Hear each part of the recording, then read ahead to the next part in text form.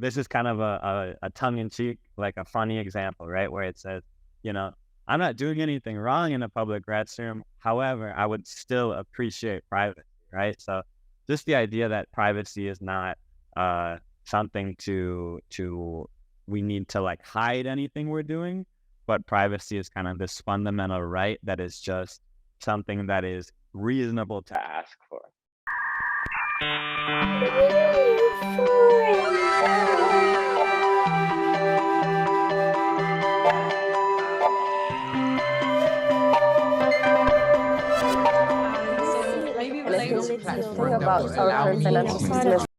Hi everyone, Jack Niewald, founder of Crypto Pragmatist, an email newsletter on the narratives and assets shaping crypto, joins me on this episode of NEWFORUM. With years of experience in marketing, finance, cryptocurrencies, and email outreach, Jack combined his skill sets to found Crypto Pragmatist. We're going to chat more about Crypto Pragmatist and why his work is important in this space. Hey Jack, welcome to NEWFORUM. Hey, thanks so much for having me. Excited to talk today. Exciting. So my first question for you is, who is Jack and how did you discover crypto and passion, or I guess should I say purpose, for producing data-backed financial research products and cryptocurrency altcoins at Crypto Pragmatist? Sure. Yeah, so as far as crypto, I've always been interested in finance since I, was a teenager.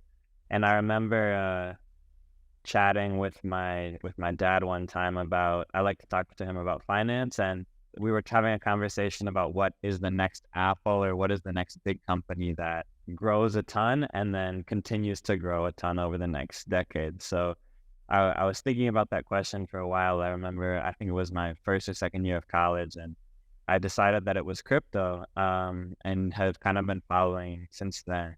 As far as my professional background, I worked in traditional finance and corporate finance, and then some digital marketing stuff.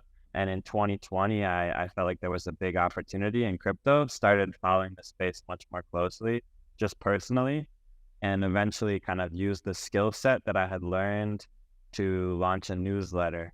And it was kind of a way to just explore the space, get my foot in the door, but it ended up being a very successful venture.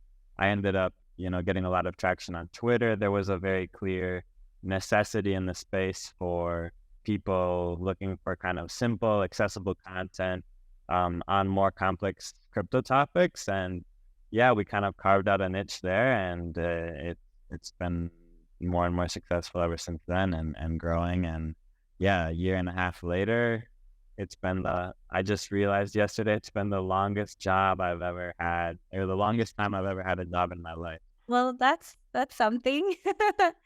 Well, incredible background.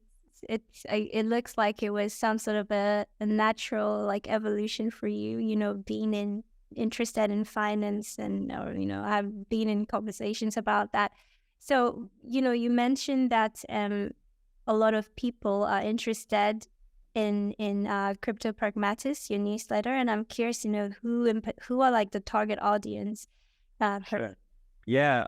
So when I started the newsletter, I really noticed this kind of hole between where there was not much content available for people who were kind of financially literate, who are already coming from, traditional finance, or, manage a personal portfolio in the stock market, but are still not kind of at this crypto native stage. So people who are looking for kind of more objective metrics, data-backed research around cryptocurrency, but don't necessarily have that kind of deep crypto native technical knowledge.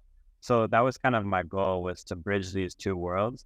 And obviously that thesis has kind of been successful. So, I mean, I wasn't planning to be very big on Twitter at the beginning, but I've ended up kind of growing a Twitter audience because there's a lot of people who are kind of observing the crypto space, but they're not in it 24/7 as a lot of crypto Web3 people are. So anytime there's a big event, summarizing that event or explaining it in a more accessible way can be a huge value add to these people. And that's kind of a lot of the audiences.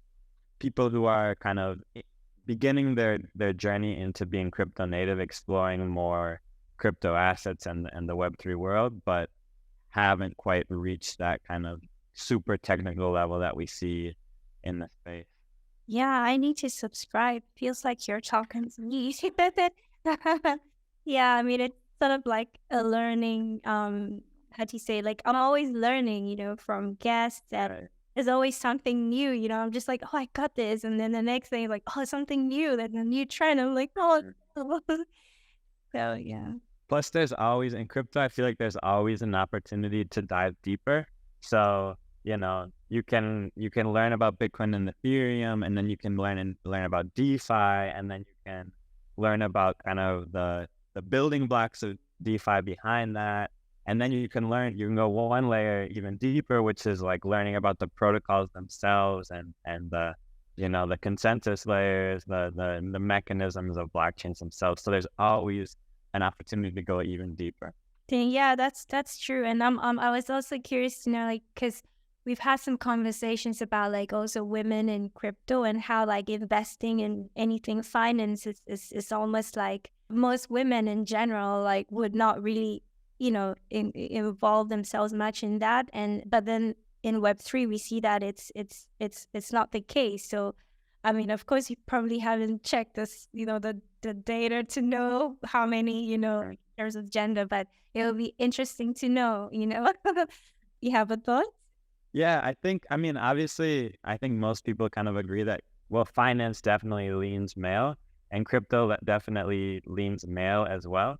But I think crypto and Web3 kind of sets itself up to be more of a meritocracy than a lot of kind of traditional institutions, right? So hopefully, this can kind of open the door for people, different types of people than like the typical white male you see in crypto. So I'm very bullish on this idea of meritocracy.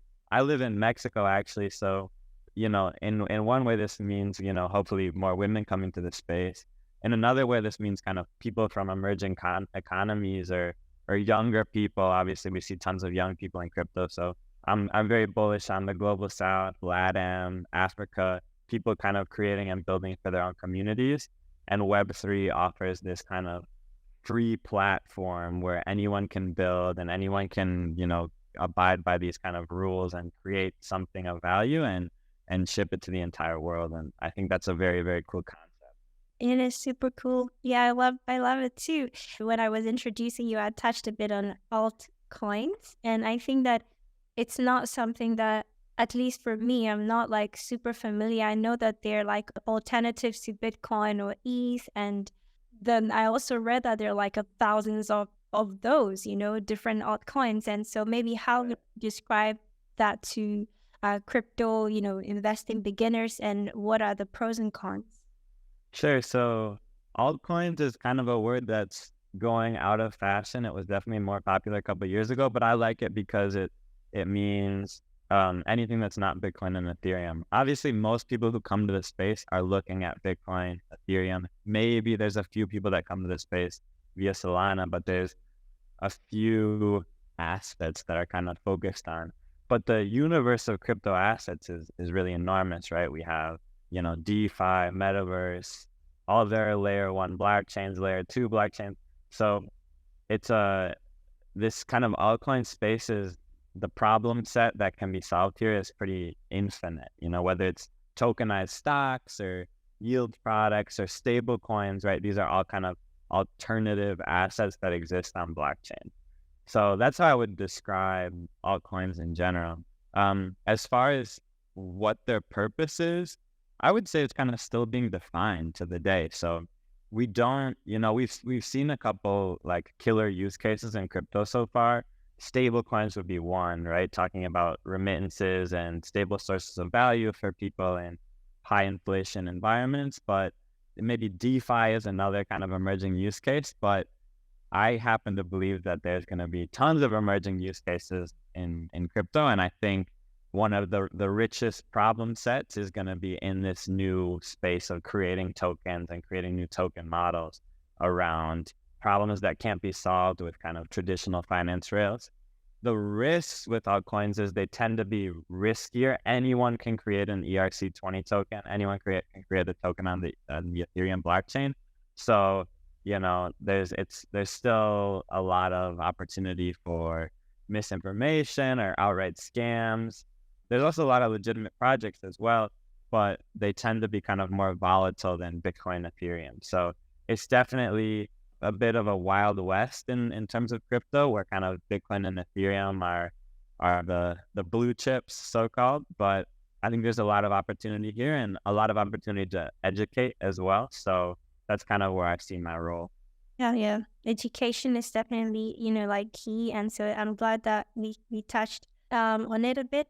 I'm also curious to know, like, do you have any like maybe upcoming projects or initiatives that you're working on, and how do they like align with your vision for Crypto Pragmatist? Sure. I've always tried to help small founder. I have had the good fortune to get a decent sized platform, where I have the access to hundreds of thousands of eyeballs. And I see that as a responsibility to use that platform to create value for my subscribers, my readers, right? So I always try to look for small founders who just need a little bit more attention to kind of break through to the next level. And that means people with innovative products, but it also means people in places like I mentioned, Africa, LATAM, the global South in general, Southeast Asia. So one of my kind of goals this year is to travel to crypto hubs in Latin America, Africa, and Southeast Asia, and hopefully kind of identify some of these promising founders and shed it and bring the spotlight to them, right? Because sometimes it just takes a little bit of attention to kind of propel whatever project or product to the next level. That's incredible. You sound like a crypto journalist. You're like traveling and, doing all this. Would you consider yourself a crypto journalist? And also maybe will blockchain kill the traditional journalism? Maybe we can go there. Right. Yeah, I don't know if I consider myself a journalist. I think I am too opinionated to be a journalist. Maybe a researcher or yeah, a writer, a crypto writer.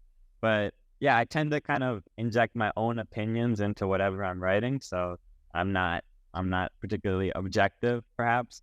Although we try to back our research with data. So, but yeah, a researcher, writer, perhaps, and I'm not afraid to kind of have strong opinions. So not quite a journalist. I do think crypto has the potential to create more people like me, and maybe that's a healthy thing as well, where a variety of opinions can be more effective at shedding light on a subject than someone who is the universal kind of sayer of the truth, right? So who knows? Exactly. I think that has, looking at the current like media, like state of media, it's, caused a lot of division, confusion. It's also brought us a lot of like, I guess, information. So I mean, I really don't know. So I think that, like you said, having more people doing the kind of work you're doing in this space is, I think it is crucial. So you touched a bit about your interest in, like founders, and there was a post that on your tweet, and I'm guessing you pretty much already talked about it, but I'm just curious to know, like, why do you think that work is super important? Why do you think like focusing on the underrated like founders is super important? Yeah, I think there's two components. One is just the opportunity, right? So it's easier to go from $1 million to $100 million than $100 million to $1 billion or to $10 billion.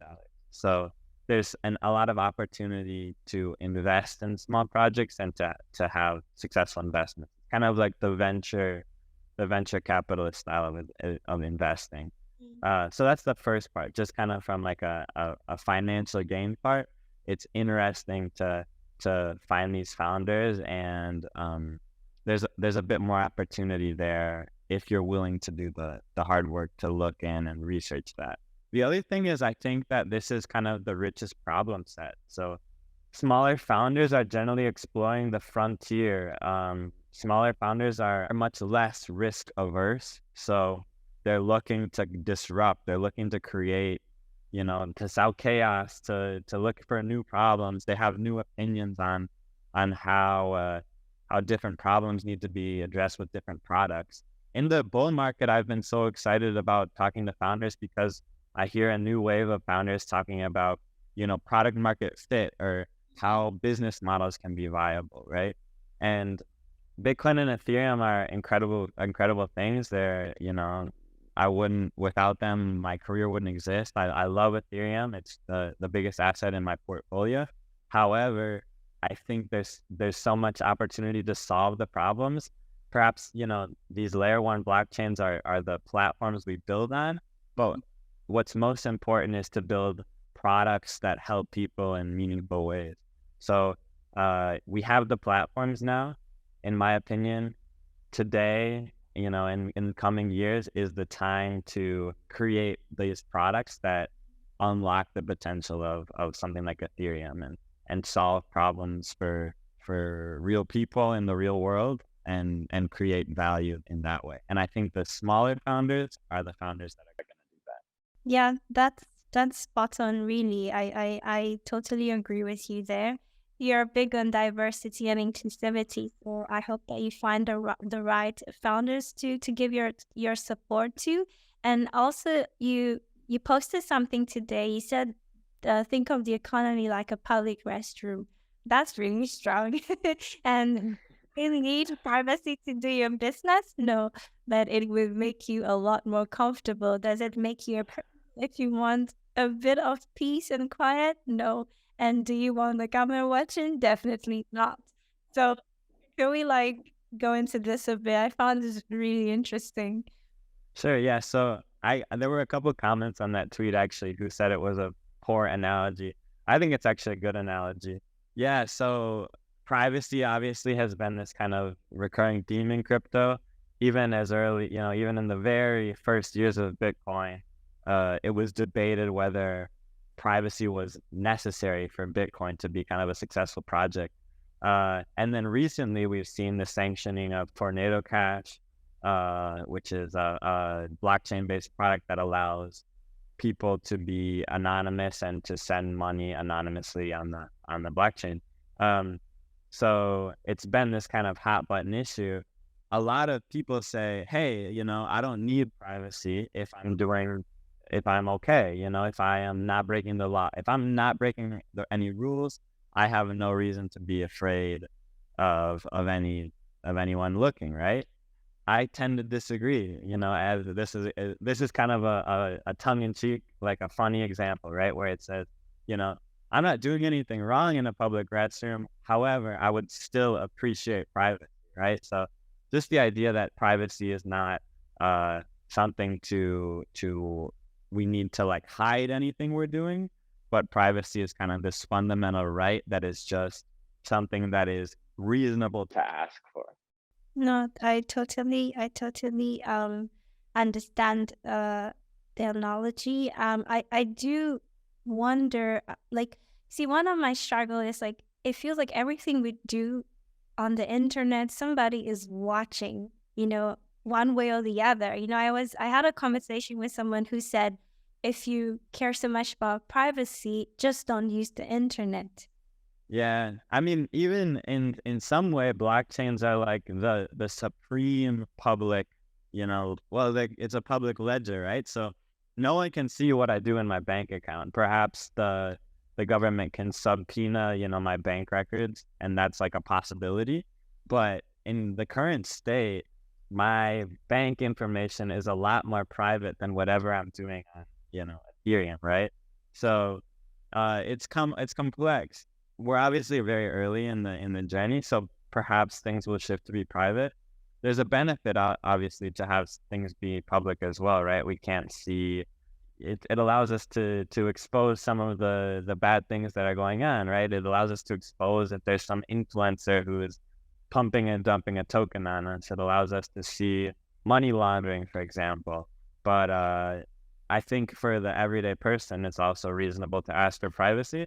And I hope that in coming years, people begin to see the value of privacy and demand that. If they want to use privacy, that's a different question, right? I think people should always have the option whether to transact in public or transact in private. But perhaps, yeah, we'll see more and more privacy-oriented solutions in the future, and I think that's a good thing. Yeah, I think definitely that's a good thing. I mean, I always saw the blockchain as the solution, but I guess the blockchain is not a solution for everything. But I at least I know that we've got like public blockchains and private blockchains, and they're like both at the extreme ends, kind of. Like one is absolutely free, and then the other is like allows only a selected, or verified participant. But like you said, it's we're still having these conversations, and we'll see where it goes. But I definitely think that privacy is crucial. And I don't want to share all my views, but I think I kind of agree with your tweet. It makes a lot of sense. You're not doing anything bad in the bathroom, but you want your privacy. And so I hope that we can have more solutions for that. And so, Jack, I'm wondering, like, if there's any, like, I guess, smaller founder listening to you, do you have any like advice or recommendations for them, and why should they maybe subscribe to your newsletter? My newsletter is kind of focused on investors. So if the founders want to subscribe, I welcome them. But if the founders really should reach out to me and try to, have a chat with me about what they're working on, I would love to potentially write about them. So that's what if you're a founder listening, please send me a Twitter DM, send me an email, and hopefully we can chat about whatever you're building. My recommendation to founders would be solve real problems for real people. So in crypto, we've seen a lot of people solving small problems or maybe creating new ideas for new people. Like NFTs would be a perfect example of this. An NFT, these profile picture NFTs that have been so popular over the last couple of years, they're not solving, a major problem that existed in the world previously. Yeah, they create an opportunity to flex. They create an opportunity for digital identity, and those are all cool concepts. I hope, kind of personally, though, that crypto begins to work on solving real existing problems that exist in the current world. That fixing these problems can provide a lot of value for people. So I see a lot of opportunity around financial access. So a lot of current financial infrastructure is kind of dated, and it can be censored. So I believe in the freedom to transact. I believe that borders shouldn't prevent one person from investing in an investment product that exists in another country. So I know there are a lot of countries that have restricted access to the U.S. stock market, for example. Tokenized stocks is something that can solve that problem. So yeah, that would be kind of my general theme is, if you're a founder, what are you working on? Are you solving a real problem with a real need for real people?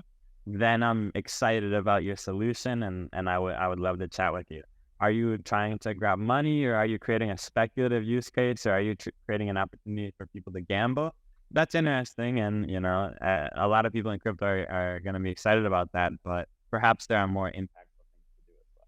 Well said. I really cannot add anything. I think that we need to use these tools to enhance human experience and to really help people. There's just so much going on in the world, and I think we can make it a little bit better for everyone. But before I let you go, what are your thoughts on AI? And just AI assisting, especially since you're a writer, and then we've got ChatGPT, which is like becoming such a trend in the last, I guess, few months. If you have any thoughts on that, is that something you're exploring? Are you against it? Do you think? Sure. Yeah, that's a great question. Honestly, I'm not too up to date on AI. I focus more on crypto, although I do follow AI news peripherally. I'm kind of optimistic on the ability of humans to continue to provide novel ideas. ChatGPT, Midjourney, some of these other AI tools that are coming out are obviously huge advancements and can help people in meaningful ways. However, they're essentially just kind of copies or ways to create, some consciousness from a bunch of humans' ideas in the past, right? So like a language learning model, it's just taking thousands or millions of data points from people, and they're kind of condensing it. So I continue to believe in the ability of people to create new ideas in their current state. In ChatGPT's current state, it's not creating anything fundamentally new. And that's something you and me and everyone listening to this podcast can do. We can write about our ideas. We can create new things. ChatGPT can't necessarily create new ideas for products. It's not fundamentally thinking for itself. And I love humans' ability to evolve and to create ingenuity, to create opportunities and new ideas and build for, solve problems. And AI is a cool tool, and perhaps it will develop that stage in the future. But for now, I'm very bullish on humanity. But yeah, so what I get is like, no AI is gonna kind of replace, the human mind and its abilities, like no matter what. And I think that like somebody would also say like, well, it's the human mind that is fueling, I guess, the AI. So in a sense, it's the product of that. And for me, like I cannot really say much, but all I can say is I see where it comes in, where like when you need like a quick, information, instead of scrolling through Google to find something, it condenses it for you. But yeah, we'll see how it goes. It's still like everything is evolving. So we see where all these technologies go, and the most important thing is that they help us and not cause more problems, in the end. Absolutely. Yeah. So yeah, do you have any more thoughts before we wrap up, and you can share where our community can find you on your social platform? Sure. Yeah. No more thoughts, but I'm always curious to chat to interesting people building, people thinking in new ways about the crypto space specifically. And you can reach me on Twitter at Jack Niewald, or subscribe to my email newsletter, cryptopragmatist.com. Yeah, and I would love to see you guys over there. Amazing. Thank you so much, Jack. I subscribed today, and I'm going to be checking it out. And so thank you all. And we will have all the links in the description below. And if you want to get more involved in our community, follow us on Twitter. And our handle is NEWFORUM_NCO. And all the links will be down in the description. And I will see you in the next episode. Bye for now.